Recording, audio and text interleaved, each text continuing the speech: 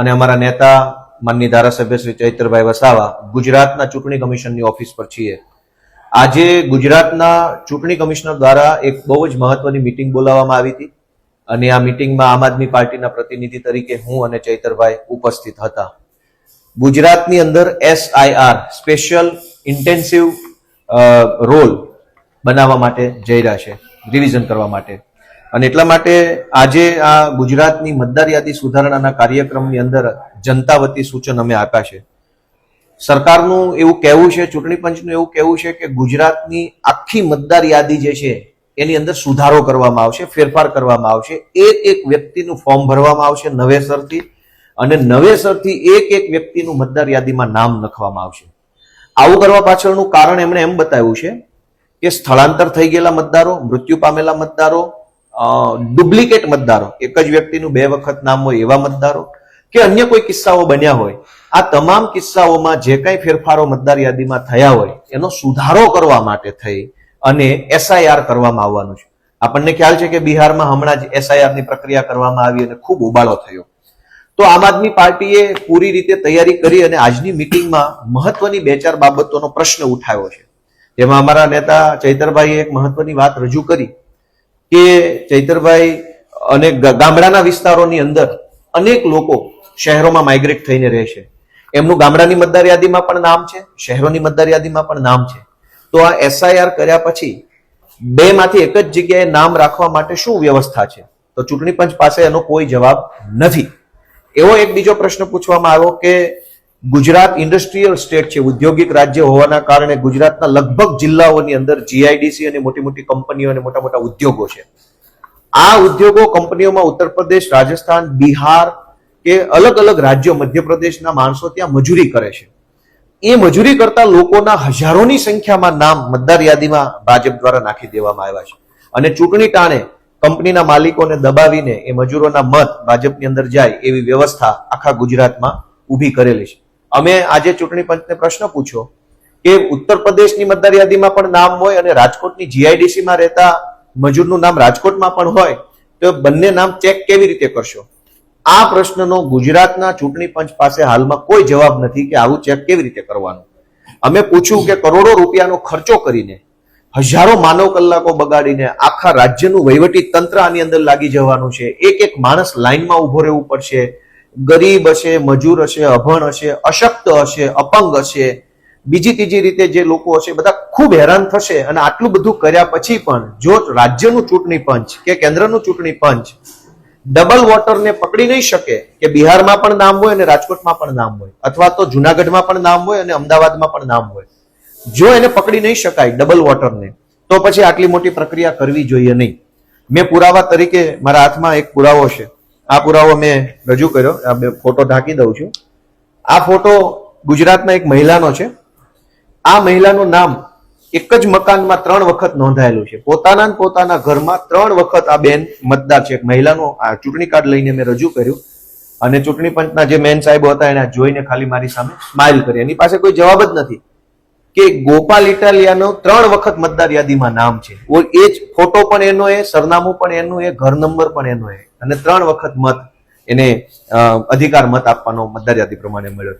તો આખી SIR ની જે પ્રક્રિયા થઈ રહી છે એની અંદર આમ આદમી પાર્ટીને તમામ સૈનિકોને સૂચના આપવાની છે આવનારા દિવસોમાં કે આપણે બધાએ મત રક્ષક બનવાનું છે અને મત રક્ષક બની ગુજરાતમાંથી એક પણ માણસની વોટ ચોરી ન થઈ જાય, વોટ કાપી ન જાય ભાજપ, એના માટેની પૂરતી કાળજી રાખવાની છે.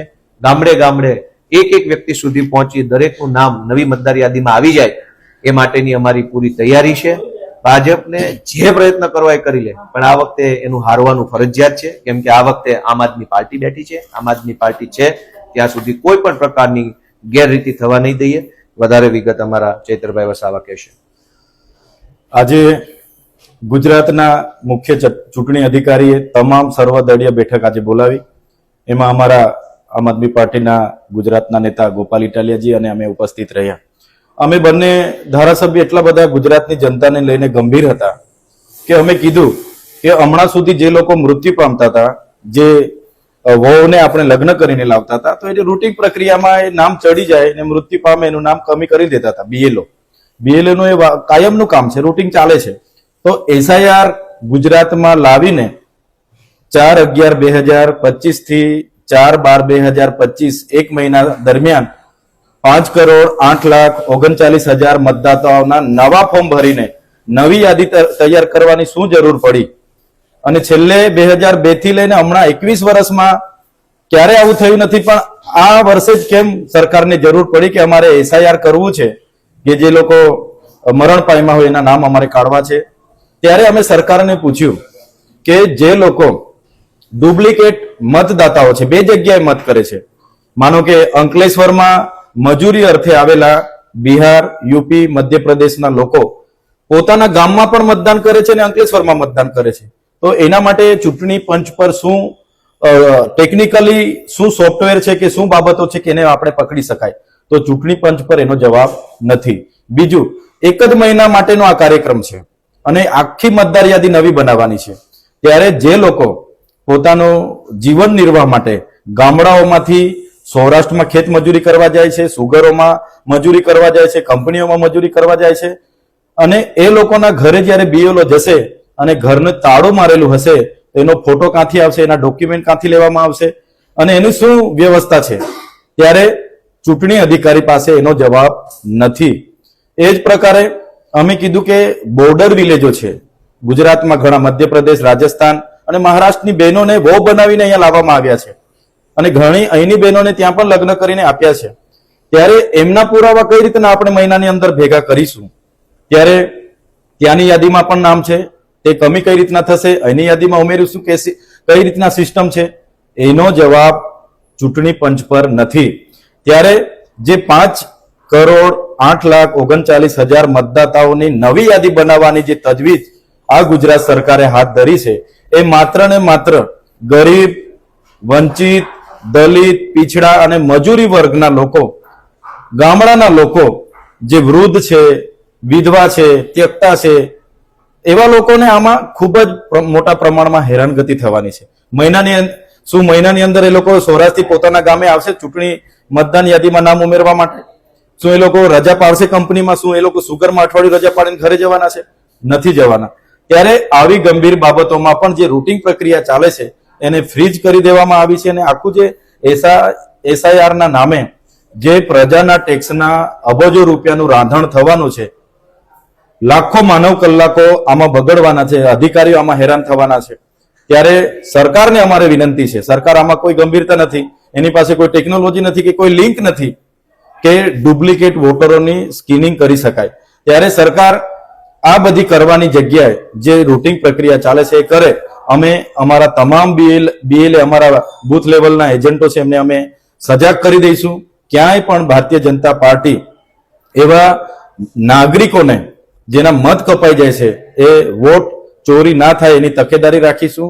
અને જે પ્રકારે ચૂંટણી પંચનો રવૈયો રહ્યો છે, હમણાં આવનારા દિવસોમાં સ્થાનિક સ્વરાજની ચૂંટણી આવવાની છે. હમણાં તમે જોયું હશે 15 મ્યુનિસિપલ કોર્પોરેશનો, 80 જેટલી પાલિકાઓ અને 250 જેટલા તાલુકા પંચાયતો અને 32 જેટલા જિલ્લા પંચાયતોની ચૂંટણી આવવાની હતી.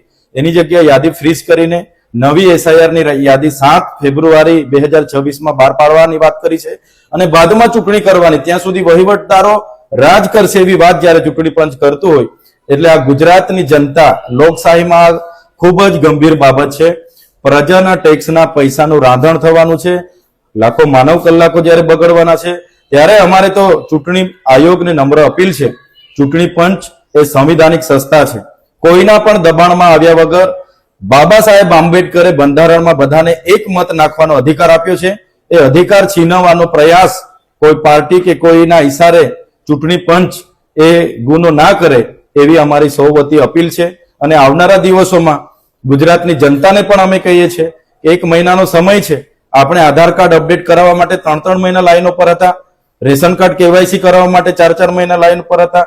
ત્યાં નેટવર્કો નથી, ગામડાઓના ઇન્ટરિયર એરિયામાં આ બધી તકલીફો ઊભી થવાની છે. ત્યારે બધા તકેદારી રાખે અને આ એસઆઈઆર ના નામે આપણો મત આપવાનો અધિકાર છીનવાઈ ના જાય એ માટે આપણે બધા સજાગ રહીને આનો સામનો કરવા માટે પણ તૈયાર રહીશો એવી સૌને હું અપીલ કરું છું. अगर आपको दिलचस्प और जानकारीपूर्ण वीडियो पसंद है तो हमारे YouTube channel Muslim of Gujarat को अभी सब्सक्राइब करें, वीडियो को लाइक करें और ज़्यादा से ज़्यादा शेयर करें ताकि हमारा संदेश दूर दूर तक पहुँचे. आपका सपोर्ट हमारे लिए बहुत मायने रखता है। शुक्रिया।